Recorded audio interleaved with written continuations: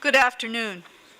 We are meeting here this afternoon for public hearings on Bill 148, an act to amend the Employment Standards Act 2000 and the Labor Relations Act 1995, and to make related amendments to other acts.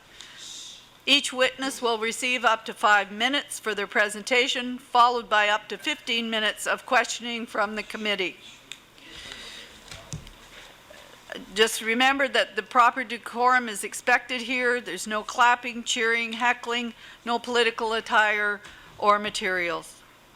I understand there are people in the overflow rooms. If you're one of the presenters, please make your way down to room 151 before your presentation time.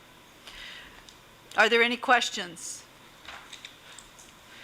I'm going to call the first witness for this afternoon, Hasan Sheikh, emergency medicine physician, lecturer, University of Toronto Department of Family and Community Medicine, Decent Work and Health Network. Good afternoon.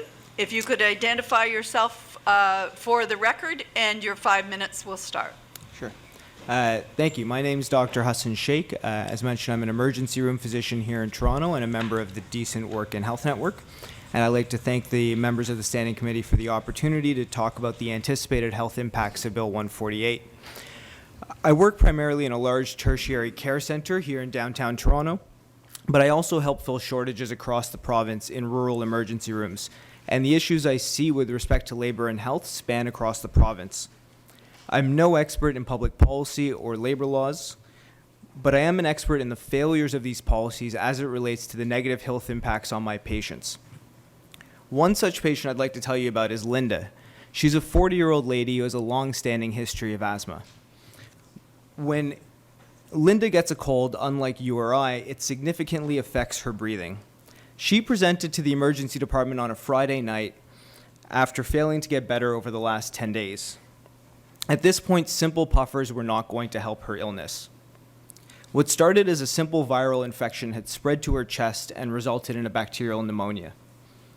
When I asked Linda why she had taken so long to seek medical care, she told me that she couldn't afford to take a day off work. When I asked Linda if she had seen her family doctor, she said she couldn't afford to take a day off work, and her family doctor is only open during business hours. At the bottom of our ER charts, we write a diagnosis, and that day I wrote asthma exacerbation/pneumonia. But I wish I could have written failure of our Employment Standards Act and Labor Relations Act. I prescribed Linda a course of steroids and antibiotics, but I wish I could have gone back and prescribed her access to paid personal emergency leave. I am therefore very supportive of the proposal to expand 10 days of personal emergency leave to all working Ontarians. The inclusion of 2 of those days being paid is an important start, but I don't think it is enough. If Linda's illness was triggered by the influenza virus, on average she would need 4 days off work in order to not spread that illness through the workplace. If Linda is a food care worker or a food worker, and if she has a diarrheal illness, the Center for Disease Control would recommend that she have at least 2 days off work after the diarrhea and the vomiting have completely resolved. So clearly 2 days is not enough. That is why the Decent Work and Health Network and I are recommending 7 days of paid personal emergency leave, and we've provided you with a brief that will highlight some of the evidence behind this recommendation. As Linda was going home, she reached for the blue puffer we used in the emergency department and asked me if she could keep it. I said of course, but it got me wondering if she was actually taking her puffers in the first place, and it turned out she wasn't. She told me that she works a minimum wage job, has no health benefits, and couldn't afford her puffers. I was tempted to add poverty to the list of Linda's ever-growing diagnoses. A 2008 Senate report estimated that 50% of all health outcomes are attributed to what we call the social determinants of health. At the very top of the list is income. Lower income is associated with significantly higher burden of disease and higher mortality. In Toronto, life expectancy is 4.5 years lower for men and 2 years lower for women in the lowest income bracket. It results in significantly higher use of the emergency department and significantly higher healthcare costs.